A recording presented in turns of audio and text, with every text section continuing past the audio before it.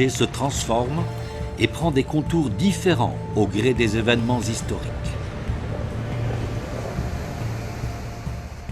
Fondée par les Phéniciens, elle est d'abord Icosime, la Punique, 2 siècles avant notre ère, puis Icosium, la Romaine. Elle sera numide du temps de Juba II. Et c'est au Xe siècle que Bolourine ibn Ziri fonda Al-Jazaïr des Banu Mazghanna, les Mazghanna étant une tribu amazigh sanhadjienne. Par la suite, les Turcs en font une possession ottomane, appelée la Régence d'Alger, avant de subir l'occupation française.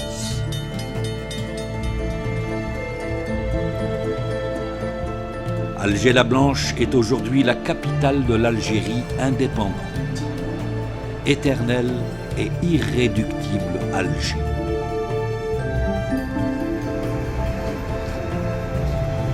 Comme toutes les villes du bassin méditerranéen, Alger se modernise. Pour satisfaire une demande croissante de transport collectif, la ville se dote d'un réseau ferroviaire souterrain de type métro. Le premier tronçon, Grande Poste Haï el-Badr, est entré en exploitation en 2011.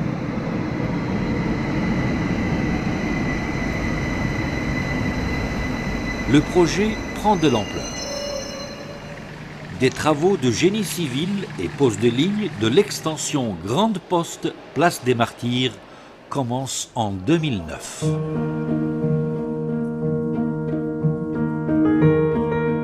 La station Place des Martyrs est située au pied de la Basse Casbah. La zone est classée patrimoine national et est inscrite au patrimoine mondial de l'UNESCO. La réalisation de cette station dans ce secteur sauvegardé obéit à une démarche spécifique de sauvegarde. Ça a commencé avec le projet de la station de métro à la Place des Martyrs. Donc on s'est dit qu'il y a certainement des choses sous le sol, qu'il doit y avoir un potentiel archéologique sous cette place à cet endroit. Et ça a commencé par des sondages profonds jusqu'au substrat, jusqu'au sol stérile, sur une profondeur de plus de 7 mètres. C'est ce diagnostic qui nous a révélé donc l'existence de vestiges en stratigraphie de plusieurs séquences, donc de plusieurs périodes de l'histoire d'Alger et qui remontent jusqu'à plus de 2000 ans. Dans le plan, on est obligé de faire le répertoire de toute l'histoire de toute la Casbah, d'accord, en démarrant des Phéniciens, des premiers occupants, jusqu'à l'ère actuelle. Et nous avons donc fait des recherches d'archives, des recherches documentaires, des recherches sur la littérature. Nous avons toujours entendu parler de cette Jazaïr Banu Mazghanna, de cette Icosime, de cet Icosium, dans le centre névralgique qui était dans les environs. Nous avons, en août 2008, fait des sondages avec 4 archéologues seulement qui ont déterminé qu'effectivement, il y avait bien des structures. Et ça n'est pas uniquement des objets qu'on devait déplacer dans des musées. Il y avait effectivement donc des structures, ce qui a donné l'importance à cette découverte et la prescription aujourd'hui. Après ce diagnostic, les résultats donc, de l'analyse des données, etc., le ministère de la Culture a décidé d'organiser donc une fouille de sauvetage. Il ne s'agit pas seulement de mettre au jour les vestiges qui existent et de les déposer, mais il s'agit également de laisser des témoignages in situ sur place et de les valoriser. D'ailleurs, le projet du métro a intégré un espace muséal, ce qui permettra au grand public dans l'avenir, en prenant le métro à cette station, il va traverser 2000 ans d'histoire d'Alger. À propos d'histoire, comment ne pas se souvenir du film culte Tahia Ya Didou qui rend hommage à la ville d'Alger. Dans ce film de Mohamed Zinet, Himoud Brahimi, alias Momo, l'enfant terrible de la Casbah, déclare avec ferveur et poésie l'amour qu'il porte à sa ville natale, El-Bahja. يا بهجتي قالوا لك باللي انت مبنيه فوق الجزيره الخضراء والجبل مول القمقم الابيض راهم ساميك على الشفره قالوا لك باللي معدن الحياه حجره نافسه عند القلب اللي يقرا من قراك قرا الحياه يا بهجتي واللي قرا الحياه منك ما يبرى.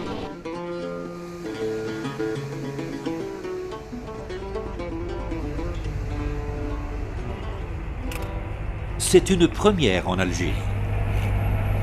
Comment faire pour réaliser une station de métro en zone urbaine protégée sans détruire les vestiges archéologiques, mémoire de notre passé? Une opération comme celle-ci doit nécessairement faire appel à l'archéologie préventive.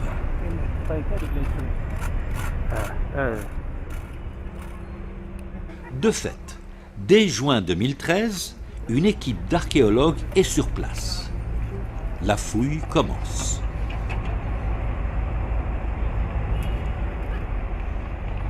Parce qu'on intervient en zone urbaine, il y a la mise en place d'un groupement entre le Centre national de recherche en archéologie, qui était un établissement public algérien, avec l'Institut français qui est spécialisé dans le domaine de l'archéologie préventive.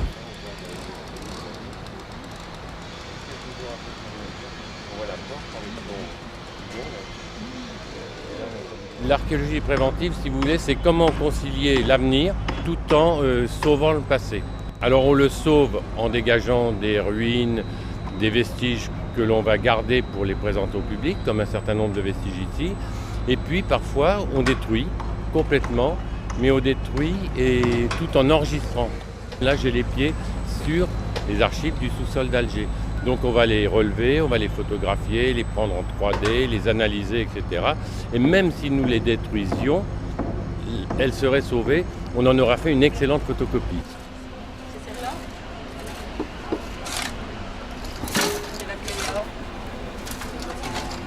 C'est la 28, la tienne? Sur le chantier, nous avons deux équipes qui se complètent. Il y a des archéologues algériens et des archéologues français spécialisés dans divers domaines de l'archéologie et qui interviennent et gèrent justement cette opération de fouille archéologique. Le chantier en place, commence alors l'opération de décapage. On dégage la terre en surface pour atteindre les premières couches archéologiques.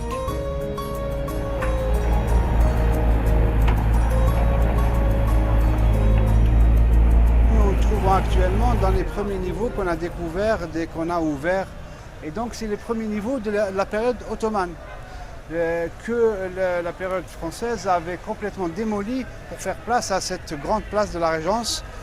Donc nous avons parmi les premiers niveaux qui se trouvent à peu près à 1m60, 1m70 de l'actuel niveau de la place des Martyrs, nous avons quelques restes de pièces, de quartiers de la période d'avant 1830.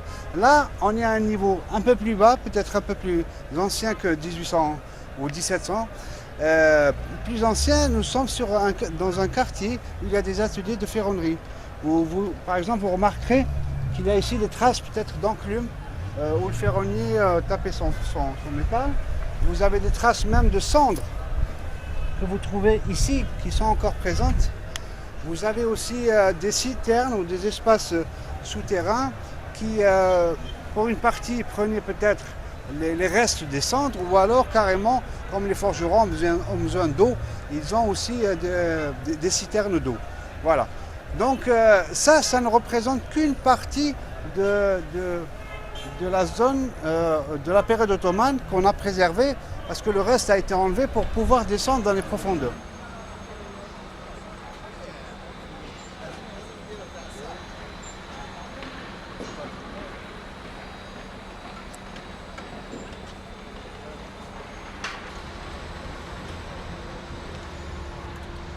Les Français se sont installés à l'arrivée, se sont installés au palais de la Djenina. Alors ils avaient besoin d'installer les troupes. D'ailleurs, c'est ce qui explique l'état des vestiges qui sont rasés sur la totalité d'un nivellement qui est en pente ouest-est.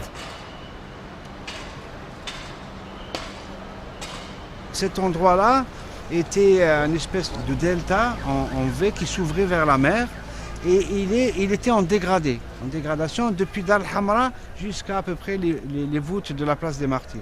Donc avec le temps, tous les occupants de cette zone-là ont occupé ces escaliers qui vont de Dar el-Hamra aux voûtes. Donc c'est 0,19 mètres de différence.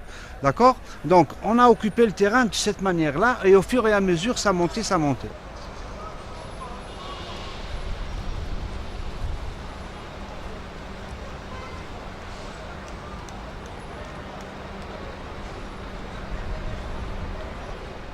Nous sommes sur une partie qui a été reconnue comme la mosquée Sayyida, mais l'étendue de la mosquée va surtout vers l'ouest. Ce que nous avons dégagé là, c'est des structures qui sont rattachées à la mosquée, mais dont on ne connaît pas encore l'identification, l'affectation de ces structures.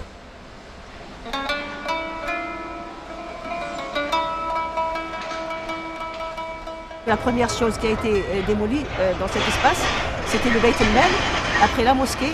Et en dernier lieu, c'était 2 ans après, c'était le minaret qui a été détruit en dernier. La construction de la mosquée Es-Saïda remonte au XVIe siècle. Détruite par les Français en 1832, les 20 colonnes de marbre sur lesquelles reposait la coupole ont été transférées à la grande mosquée, Jama' al-Kbir. Cette galerie extérieure n'est pas d'origine. Elle a été rajoutée en 1836. Le mimbar de la mosquée Es-Saïda a pris place dans cette mosquée de la pêcherie, Jama' al-Jdid. Fait de marbre, le mimbar est délicatement ciselé. La mosquée a été construite en 1660. Les Ottomans l'ont dédié au rite hanéfite. Jama' al-Jdid était fréquenté en effet essentiellement par les janissaires.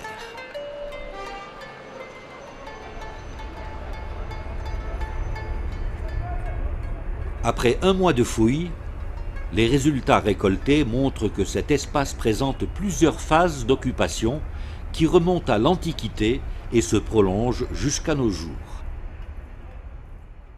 Après un mois de fouilles, on est descendu effectivement à 7 mètres de profondeur pour atteindre le rocher et on a rencontré 2000 ans de l'histoire d'Alger. 2000 ans avec le rocher, avec par-dessus l'occupation à l'époque de Juba II, avec par-dessus une occupation romaine, avec des maisons d'un côté, une grande basilique de l'autre côté, entre le 2e siècle et le 5e siècle après Jésus-Christ. Ensuite, une nécropole qui est mise en place sur toute la surface, c'est-à-dire un cimetière avec les tombes des gens qui ont été enterrés. On ne connaît pas encore exactement l'époque à laquelle ça s'est passé. On sait que c'est avant le Moyen-Âge, puisqu'à partir du 11e, 12e siècle, le secteur est réoccupé et il y a encore à nouveau des maisons qui sont installées et Alger qui se développe. Et puis après, Alger qui va, si on poursuit dans le temps, ce secteur qui va se modifier et avec l'installation de maisons à l'époque ottomane et d'un quartier artisanal qui finalement en partie sera rasé à l'époque coloniale, donc 2000 ans plus tard. Les archéologues sont à l'œuvre, avec méthodologie, à la recherche de vestiges qui viendraient enrichir les données scientifiques sur ce site.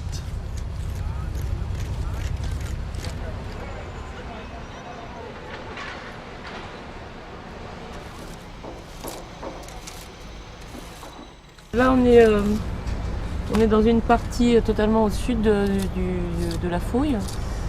On a découvert au-dessus un certain nombre de vestiges qui peuvent être d'époque médiévale, mais pour le moment, je n'ai pas plus d'informations qu'on a enlevé hein, les jours précédents. Pour le moment, moi j'ai trouvé un niveau qui me semble un peu cohérent, donc j'enlève celui qui est dessus. Et a priori, on peut avoir des sépultures qui sont dans ce niveau ou creusées dans le niveau que je suis en train de soit d'enlever, soit sur celui que je suis en train de découvrir.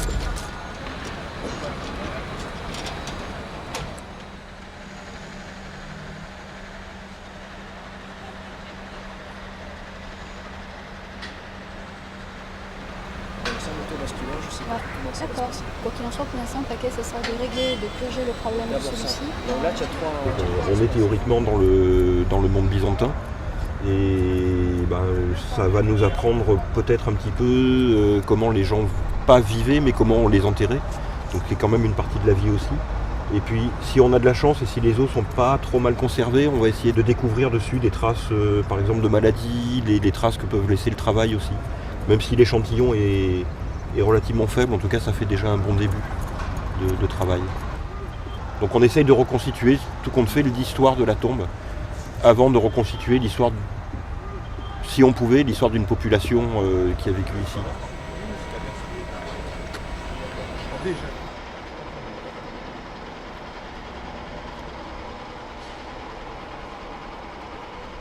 Normalement, je ne veux pas m'avancer trop parce que les datations sont encore relativement imprécises vu qu'on n'a pas encore réellement travaillé là-dessus. La mosaïque, elle est censée être du 4e siècle après Jésus-Christ. Donc entre le moment où on a la mosaïque, c'est-à-dire un bâtiment avec ce sol qui est fréquenté par des gens, et le moment où on enterre dedans, il s'écoule 3 siècles. Les tombes sont creusées passent à travers ce sol de mosaïque.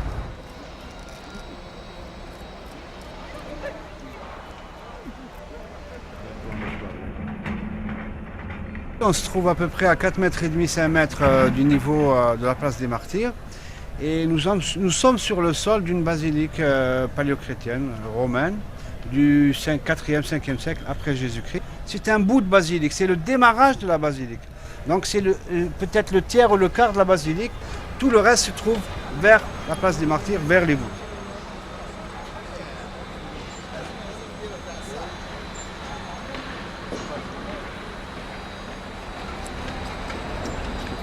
Ce qu'on observe sur notre mosaïque, c'est bien sûr des creusements de tombes directement sur la surface du sol et bien sûr quelques lacunes qui sont un peu partout.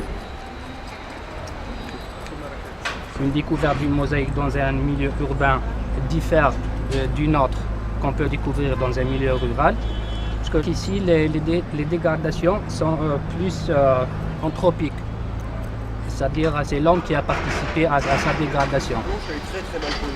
Pour le travail de la conservation, c'est vrai que ça va prendre du temps, vu la multiplication des tombes, bien sûr, et des lacunes. C'est-à-dire un travail qui va se faire pratiquement en consolidant toutes les parois, bien sûr, la mosaïque. Une fois quand on aura terminé les consolidations, on va entamer, bien sûr, une opération du nettoyage de la surface, pour éventuellement mettre au jour que ce soit les motifs et bien sûr tout ce qui est polychromie, c'est-à-dire les couleurs du moment que notre mosaïque elle est en polychrome. Il va y avoir une décision qui sera un peu compliquée, c'est la conservation in situ de la mosaïque ou la dépose. Parce que si ce sera une dépose, là c'est toute une opération qui va être effectuée.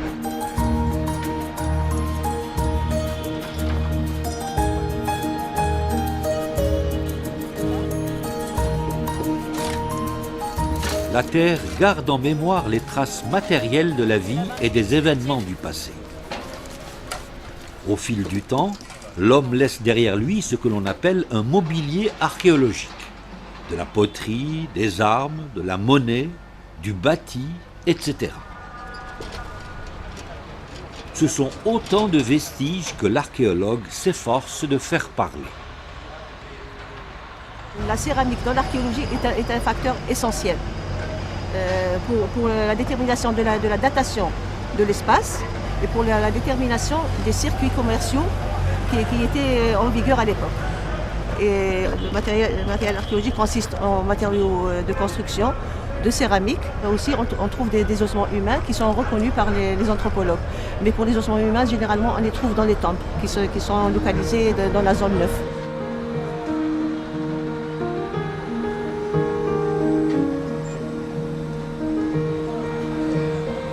Je suis venue plusieurs fois déjà sur ce chantier depuis 2013, donc j'ai fait plusieurs interventions en fait, puisque le but principal, c'est pour l'instant en tout cas, avant d'entamer la phase d'étude proprement dite, c'est d'arriver à fournir des fourchettes chronologiques aux personnes qui sont en train de fouiller pour qu'ils sachent un peu où ils vont. Donc régulièrement, je fais des séjours ici pour inventorier le mobilier et pouvoir leur donner des fourchettes chronologiques sur ce qu'ils sont en train de fouiller ou ce qu'ils viennent de finir de fouiller.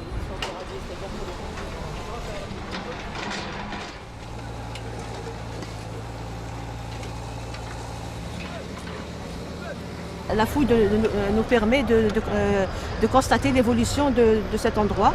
Comme par exemple derrière vous, vous avez le sol d'une pièce qui est pavée en briques. C'est typiquement ottoman, dont l'origine se retrouve aussi ailleurs. Comme par exemple à la Qal'a de Beni Hammad, nous trouvons aussi le même pavement.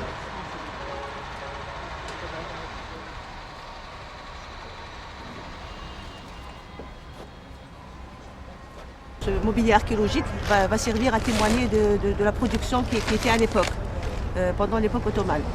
Et nous avons l'exemple comme quoi la mosquée a été rénovée et entre autres, parmi les rénovations, il y avait des revêtements de carreaux de faïence pour les murs de la mosquée.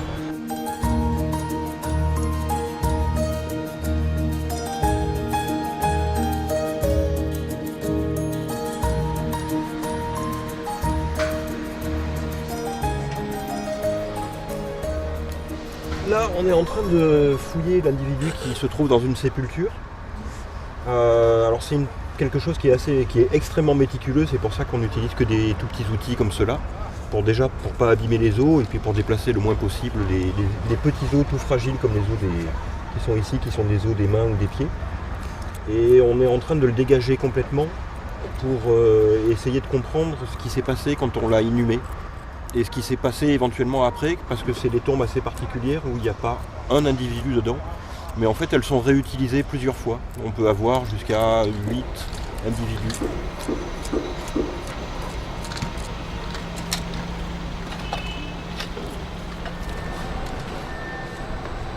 Peut-être que la tombe elle passe dessous, là, je sais pas trop.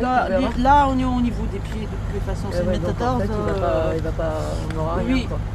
peut-être que le reste du Maccabée, il a été emporté par. À moins que ça, ce soit. Ça, c'est un mur qui est arrivé bien après tout le reste. C'est-à-dire qu'il a vraiment tout recoupé. Et je ne sais pas encore de quelle époque il est. On le verra avec le matériel. Avec le matériel, oui. Parce que ce coin est très très complexe. On a un peu du mal à comprendre ce qui s'y passe parce on a 10 à 15 siècles entremêlés sur 1,50 m de profondeur. Et apparemment,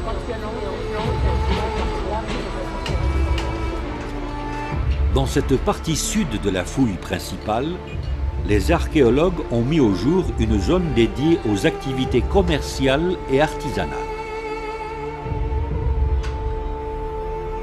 Ce quartier remonte à la période ottomane.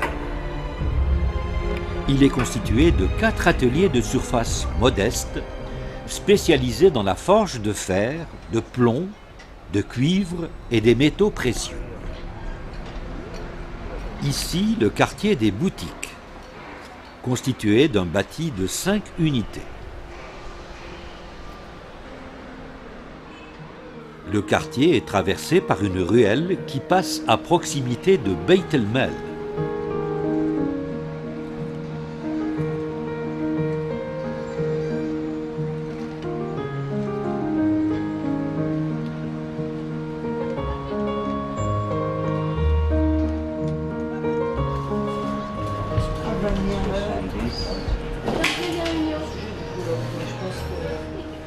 « 800 pièces de monnaie ont été découvertes sur le site.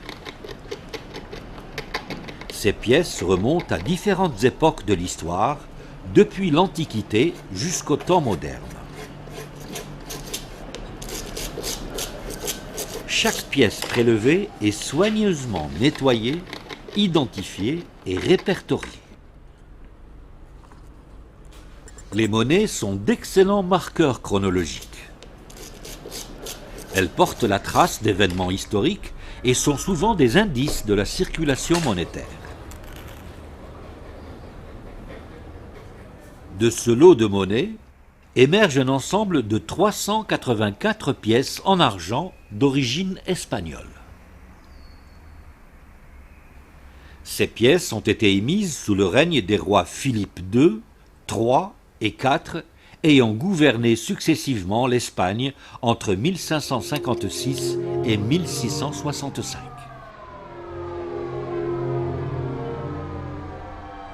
C'est ici, dans cette boutique, que le trésor a été mis au jour.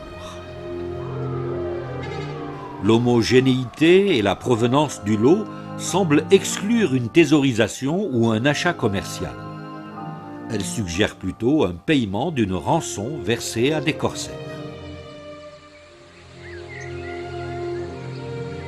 Pour avoir un aperçu historique de la ville d'Alger, un détour par le musée des Antiquités s'impose. Cette stèle punique représente un personnage debout, la main droite sur l'épaule, la gauche tenant un alabastre. La stèle provient de la région de Tamentefoust. Ceci est une dédicace au roi Ptolémée, fils de Juba II, découverte à la Basse Casbah. Une stèle d'un cavalier numide qui remonte à la période romaine, découverte à Bab el-Oued. Mosaïques, stèles et autres vestiges de différentes périodes témoignent d'un passé riche en événements historiques depuis l'Antiquité.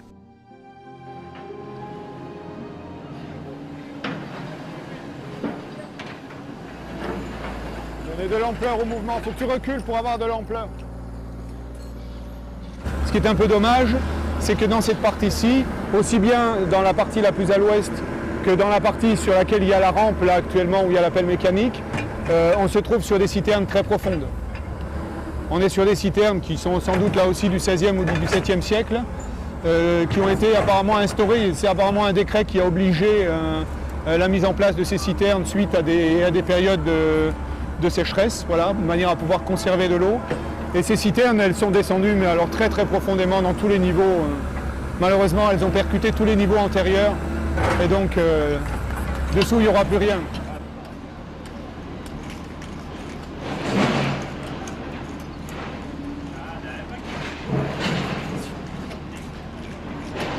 Les citernes sont extrêmement profondes. Celle qu'on avait un peu plus à l'est là-bas fait au moins 4 mètres de profondeur parce qu'on n'a pas atteint le sol encore en profondeur. Vous voyez qu'ici, moi je fais déjà 1,90 m, il y a au moins 2,50 m. Au bout de mon doigt, il doit y avoir 2,50 m, donc on est largement dans les mêmes types de profondeur. Et bon, celle-ci est un peu particulière parce qu'elle est presque luxueuse. On a du mal à imaginer qu'elle n'a servi que à stocker de l'eau, en particulier avec cette série de colonnes monolithes là, qui sont quand même de belles constructions. Sur l'autre, on n'a pas ce type de décor. On a des colonnes aussi, mais qui sont monolithes, simplement, qui sont des blocs carrés en construction simple. Le niveau du sol devait être à peu près là-haut, au niveau d'Arras actuel, sans doute même un peu au-dessus, puisque derrière vous, vous avez la voie romaine. Donc la voie romaine, elle a été masquée par les sols ottomans. Et donc, il faut imaginer qu'au-dessus de cette citerne s'élevait le bâti, la construction et les gens qui habitaient dans 1, 2, voire 3 niveaux au-dessus de ce niveau de sol. Et à partir de là, donc, ils ont creusé à l'intérieur du bâti pour pouvoir installer ces citernes. Et donc creusé sans doute en sous-œuvre, sous les murs encore debout, pour pouvoir aller plaquer les parois de ces citernes.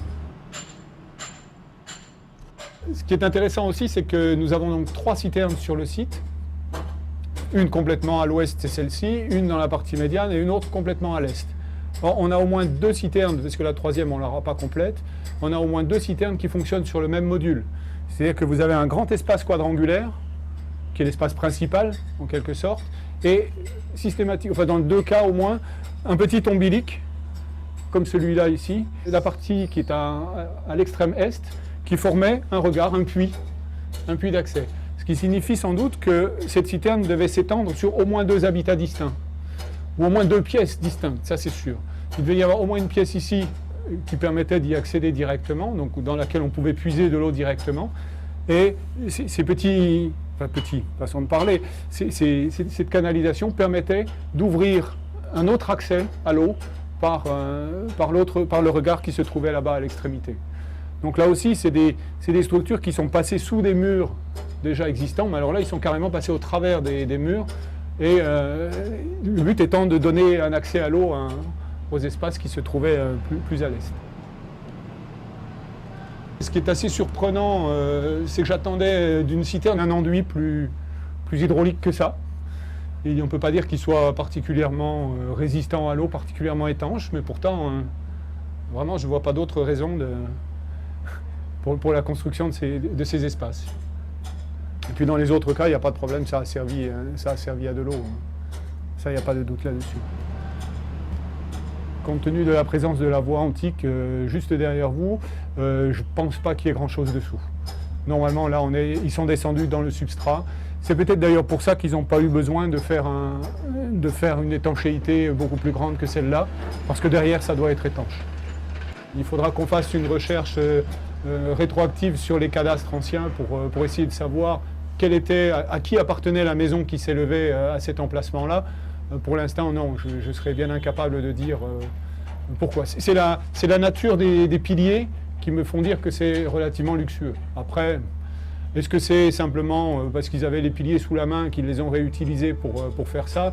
Il est très possible qu'en étant descendus dans les niveaux romains en dessous, ils soient tombés sur ces éléments-là et qu'ils aient cherché à les réemployer plutôt que de faire un pilier construit. C'est très possible, hein, mais là c'est de l'hypothèse complète.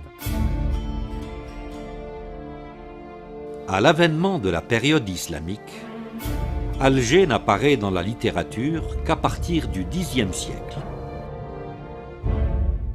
En l'an 948, Ibn Hawqal la décrit comme une ville entourée de murs. Elle compte plusieurs marchés et dispose de nombreuses sources d'eau. Habitée par une population amazigh, l'élevage de bovins et de moutons constitue sa principale richesse. Du beurre, du miel et des figues étaient expédiés vers des marchés aussi éloignés que celui de Kéroua. Les sources historiques demeurent muettes sur la période entre le 7e et 10e siècle.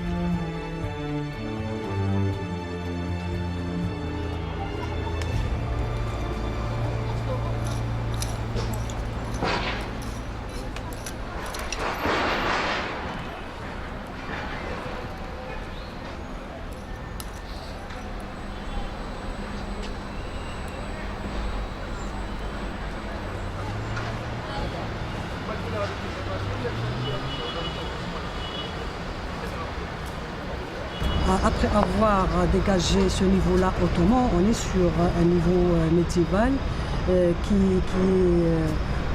qu'on voit sur le terrain matérialisé par l'apparition des murs orientés nord-sud, est-ouest, et qui prouve qu'il y avait une organisation de la structure urbaine à l'époque.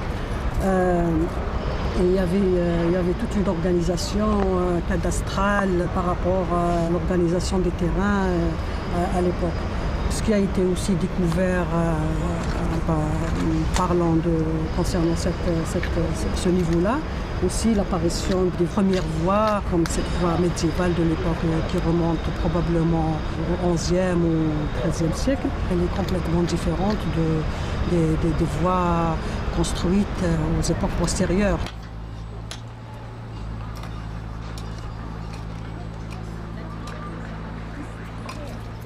À une centaine de mètres de la zone des fouilles de la place des Martyrs, se trouve la grande mosquée ou Jama el-Kbir. La mosquée s'élève au début de la rue El Mourabitin, ancienne Triq Bab Tzira. C'est la plus ancienne mosquée d'Alger.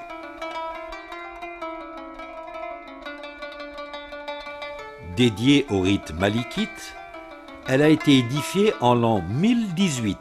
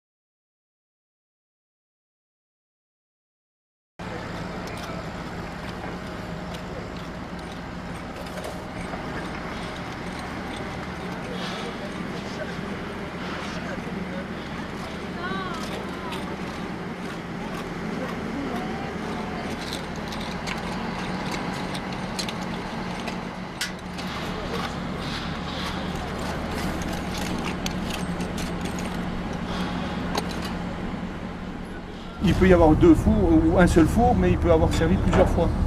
C'est que quand tu fais un trou comme celui-là pour faire le foyer, tu fais un premier four par-dessus avec une première sole, un premier laboratoire, etc. Tu casses ton laboratoire pour récupérer la production. Ouais. Et puis la sole, en général, elle s'est abîmée, elle a souffert de la chaleur parce que tu as multiplié les cuissons et compagnie. Et tu refais une deuxième sole par-dessus.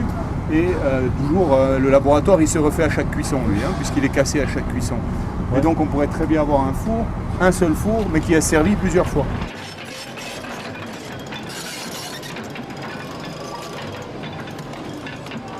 Hier, on a évoqué que c'est un type de four, on n'est pas sûr, mais à barre. Non, on n'en est pas sûr. Non, non, là, tant qu'on n'a pas trouvé les trous des barres... Voilà. Le problème, c'est que sur le site, on a énormément de barres d'enfournement. On n'a jamais trouvé les fours, c'est le premier qu'on ait.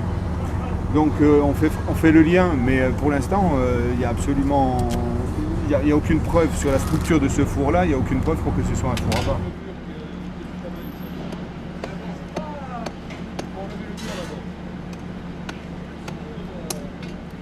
Ce petit muret là que tu as en briquette là devant, qui ressemble beaucoup à celui qui peut-être s'est effondré dedans, il fait bien la limite de la structure extérieure du four. C'est-à-dire que ton laboratoire, il devait être construit à l'intérieur de ça, il devait être monté à l'intérieur de ça, il devait se développer comme ça, systématiquement.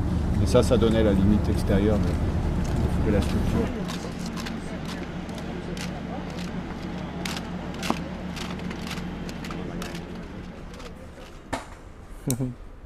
Témoin de la vie passée des Algérois, la céramique est recueillie en quantité abondante.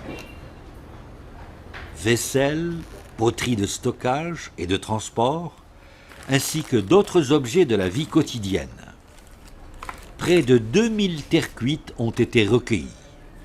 Elles sont en cours d'analyse.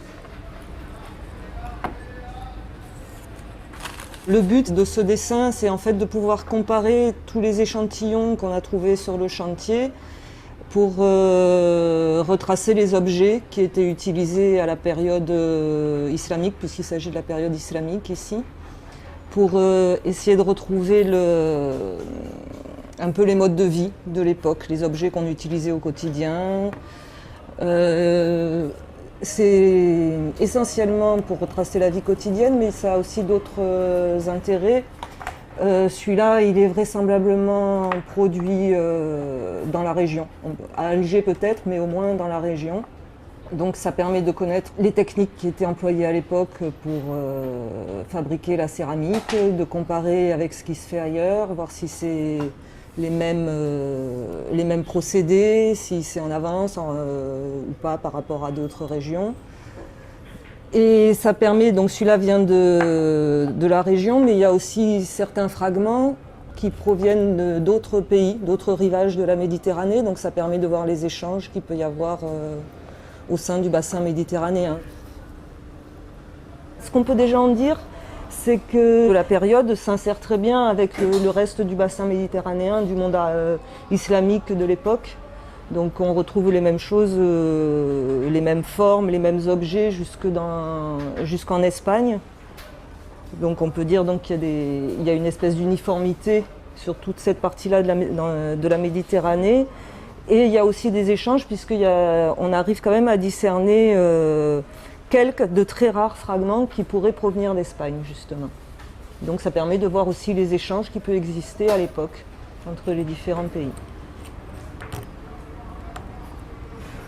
Le principal apport, c'est d'essayer de retrouver les objets quotidiens des gens dont on ne parle jamais dans les grands livres et dans les...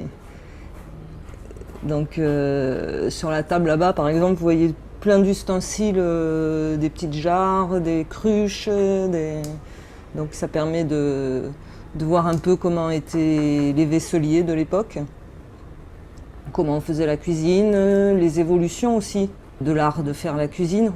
Petit à petit, on voit des évolutions dans les formes pour faire cuire les aliments, dans les quantités qu'on peut faire. Enfin, c'est infini tout ce qu'on peut apprendre par les objets. Puis, dans les objets, il n'y a pas que la céramique, il y a aussi tous les objets qu'on trouve à côté, le fer, les objets en métal, les objets en os. Qu'est-ce qu'il y a d'autre? Le verre.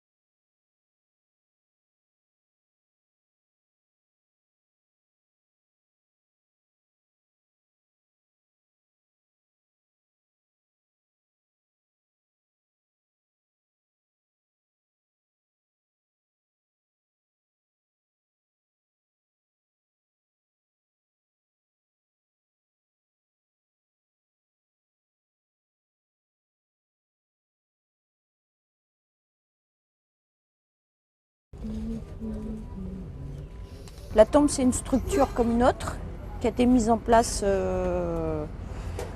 Et notre objectif, c'est non seulement de fouiller l'intérieur de la tombe, mais de comprendre la mise en œuvre.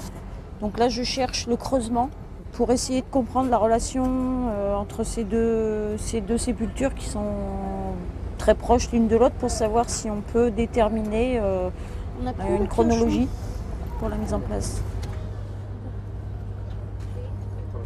La seule exception qu'on ait sur ce chantier pour le moment, toutes les tombes étaient orientées ouest-est, c'est-à-dire la tête des individus à l'ouest. Et c'est la seule qu'on trouve orientée nord-sud. Alors on ne sait pas encore pourquoi, peut-être il y a des raisons topographiques, on verra quand on descendra la partie qui est sous vos pieds, là, pour savoir s'il y avait une contrainte topographique ou quelque chose qui a pu expliquer la mise en œuvre de cette tombe dans cette position-là. Là où l'histoire se tait, les tombes parlent. Qu'en est-il d'Alger durant la période byzantine? La littérature parle d'une présence byzantine éphémère et affirme la prédominance des tribus amazirs qui développaient l'idée d'un royaume indépendant.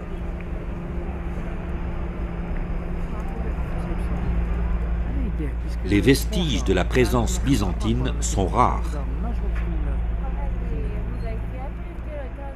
Pendant la fouille, les archéologues ont mis au jour cette nécropole. 71 tombes ont été dénombrées. On a prélevé 64 individus adultes et 48 immatures. Au total, 117 individus sont en cours d'analyse au laboratoire. Il faut dire que les espaces mortuaires, riches en indices marqueurs, sont une aubaine pour l'archéologue.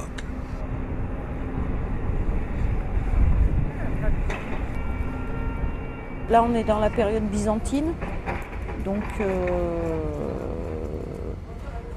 C'est une des premières nécropoles qu'on fouille, donc on sait très peu de choses quant au rite. Et là, ce qu'on a pu observer, c'est qu'a priori, on est dans des aménagements de caveaux qui étaient réouverts pour redéposer plusieurs individus. On n'a quasiment pas de tombes individuelles ou très peu. On ne sait pas si c'est des regroupements familiaux ou autres, on ne le saura pas dans la mesure où on n'a pas fait de prélèvement ADN. En tout cas, ce qui est certain, c'est que les individus ont été déposés parfois bien après la dépose du premier ou du deuxième individu. Là, tu vois, c'est dans un mur ottoman. Donc on regardera de l'autre côté parce que là... On a une nécropole qui a sans doute pas été utilisée très longtemps, ce qui correspond de toute façon à ce qu'on sait de l'occupation byzantine ici à Alger et en Algérie. Ça n'a pas dépassé plus d'un siècle de toute façon.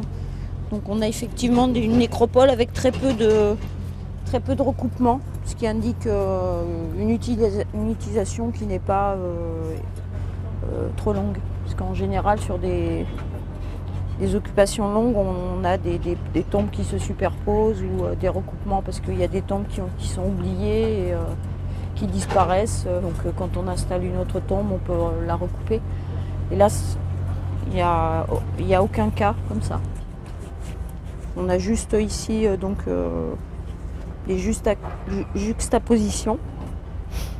Sinon, l'ensemble de la nécropole semble être installé par ligne et par rangée, assez symétrique.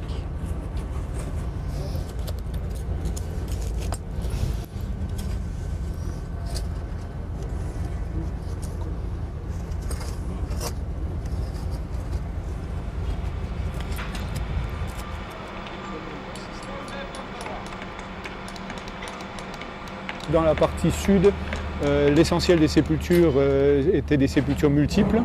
Donc il y avait plusieurs inhumations à l'intérieur du même coffre. A priori, ici, sur les 3 sépultures qu'on a fouillées pour l'instant, il y en a une qui est une sépulture où il y avait 2 individus simplement. L'individu le plus profond étant très abîmé par les ruissellements. Et les 2 autres, il n'y a qu'un seul individu. Donc on peut supposer qu'on doit s'approcher tout doucement des marges de la nécropole. C'est-à-dire qu'elle doit se développer plutôt vers le sud que par ici, que vers le nord.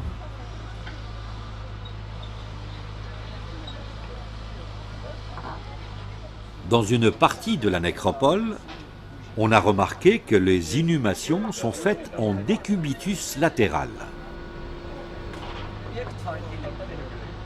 Le corps est allongé sur le côté, la tête orientée vers l'ouest.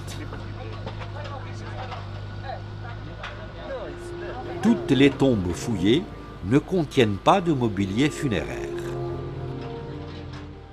Un seul individu porte un ornement sous forme de bille en agate.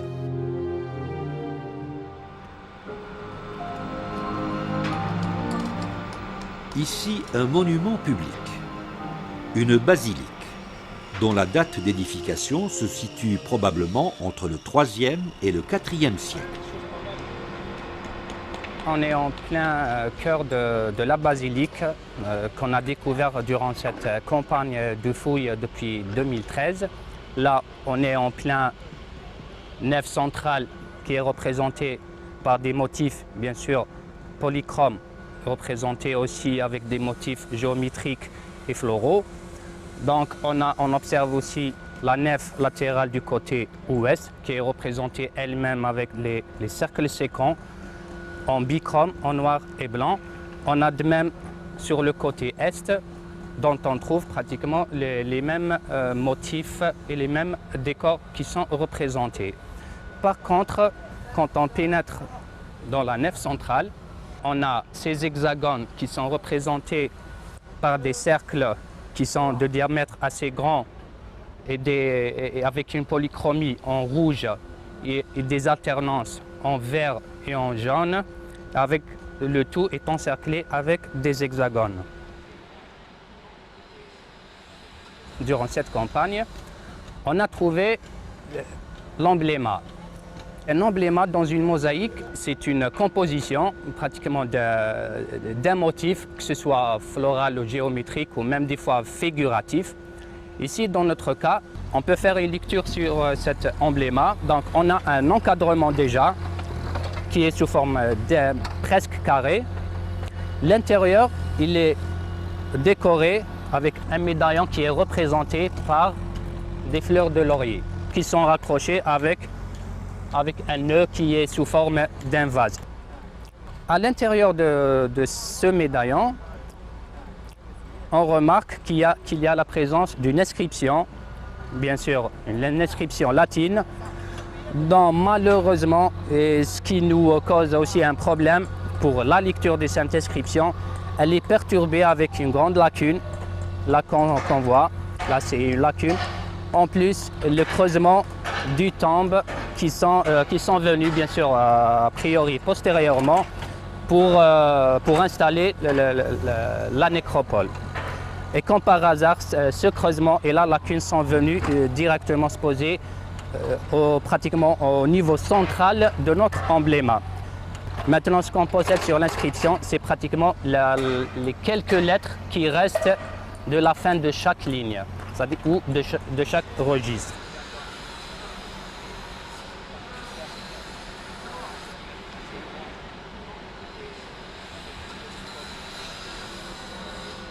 En fonction des découvertes actuelles, on a l'impression qu'on a deux grandes périodes de mise en place de l'architecture. C'est-à-dire il y a une architecture mise en place à l'époque romaine avec des axes d'urbanisme probablement assez forts. Là, ce qu'on a, c'est la fin de cette période-là. La basilique on est dans un centre monumental, on est probablement près du forum, dans le centre politique de la ville à l'époque romaine. Et ensuite, les traces au Moyen-Âge, les traces de la ville deviennent beaucoup plus ténues. Et probablement que l'installation de la ville à l'époque médiévale s'est repliée peut-être un peu plus sur la Casbah, donc on a une espèce de hiatus. Et ensuite, à l'époque ottomane, on réinstalle, quelque part, on refait un lotissement, on a l'impression. Il y a un lotissement avec des rues, avec des maisons, avec un quartier artisanal qui se remet en place sur un terrain qu'à l'époque on devait considérer comme vierge, puisqu'on ne devait plus voir les traces antérieures et de la basilique. Donc on a deux choses séparées qui se superposent avec un phénomène de rétractation de l'habitat qui s'est concentré, mais beaucoup de villes dans le monde s'est passé la même chose, le même phénomène. Et puis une réoccupation à un moment d'expansion économique.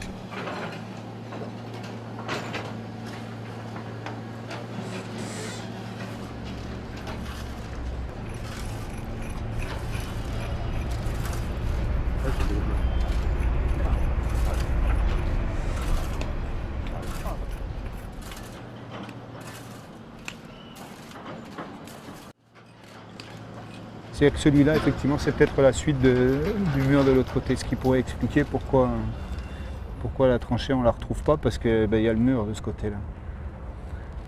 C'est possible. Ouais, donc là, il faut quand même purger, renettoyer un peu. Je ne veux pas dire enlever le mur ottoman, mais il faut que, en le nettoyant bien, il faut qu'on voit clairement la différence entre ce qui est le mur romain et ce qui est le mur ottoman qui est venu le couper par la suite.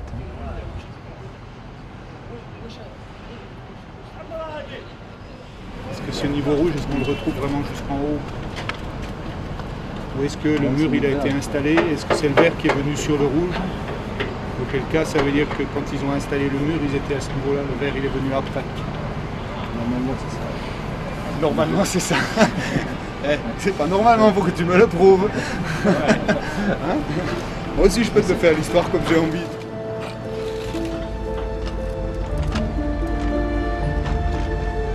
Après 3 années de fouilles, depuis la surface jusqu'au substrat, un grand nombre de vestiges archéologiques ont été prélevés.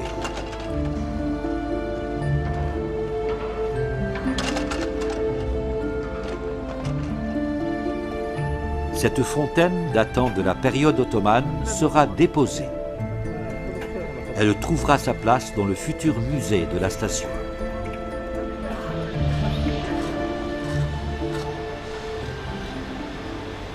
Pour permettre la poursuite des travaux de la station de métro, les archéologues décident de déposer la mosaïque. Après avoir nettoyé la mosaïque, consolidé les bords, photographié et noté toutes les observations utiles, on procède alors à l'opération d'entoilage. La mosaïque est recouverte de bandes de gaz chirurgicales. À l'aide d'un pinceau, on l'imprègne d'une colle vinylique diluée dans l'éthanol. Le restaurateur applique une deuxième couche de gaz et de colle, puis il laisse sécher.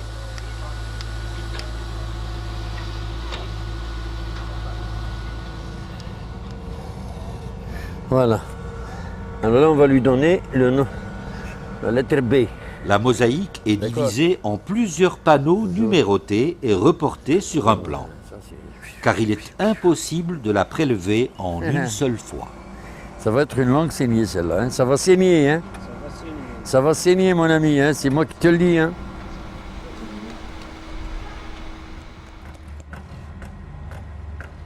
Après l'entoilage, les restaurateurs effectuent des saignées. On coupe la gaze avec un cutter.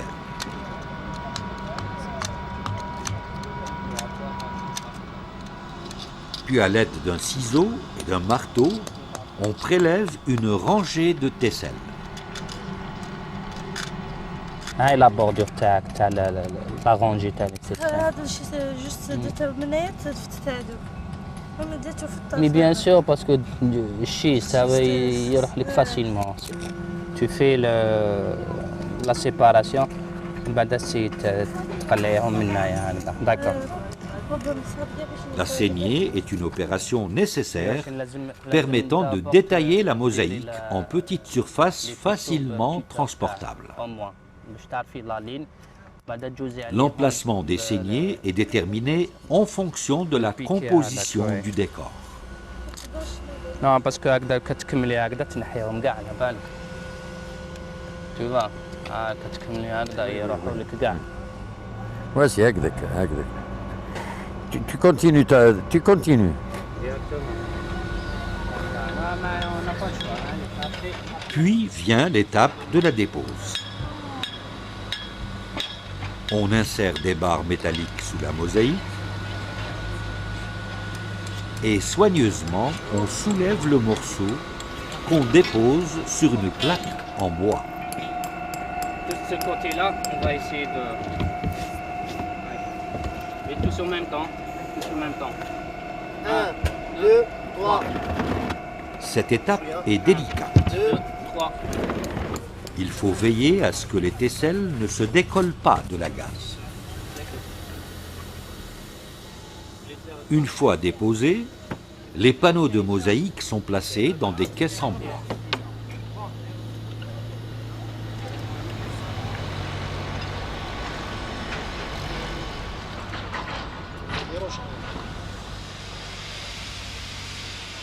Sur chaque caisse, on note le nom du chantier, la date de la dépose, le numéro du panneau et son emplacement. Première pente. Une fois l'opération de dépose terminée, les caisses prennent le chemin du dépôt archéologique de l'Office de gestion et exploitation des biens culturels. La deuxième pente.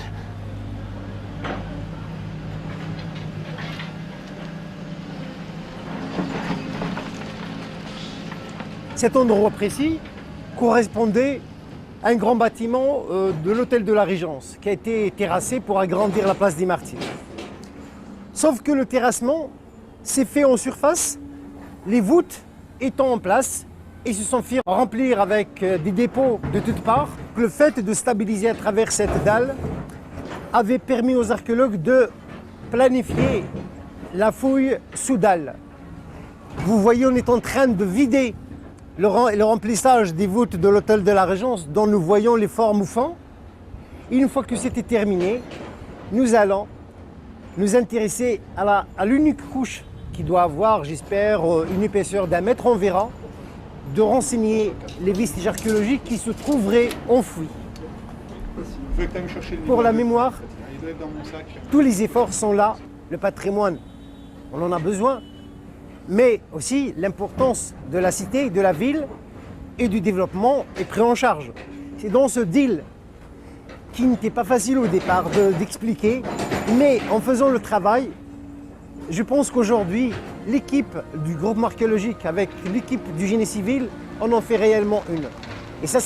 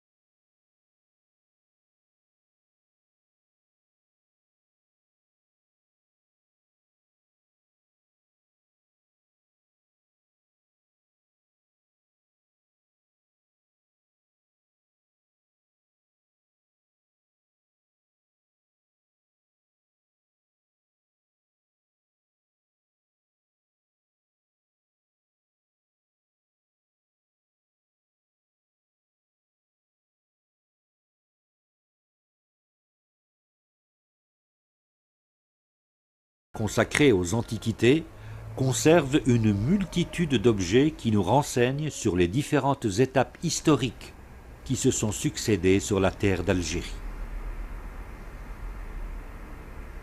En attendant la réalisation de l'espace muséal dans la station de métro Place des Martyrs, ce musée abrite une exposition de quelques vestiges mis au jour par les fouilles archéologiques.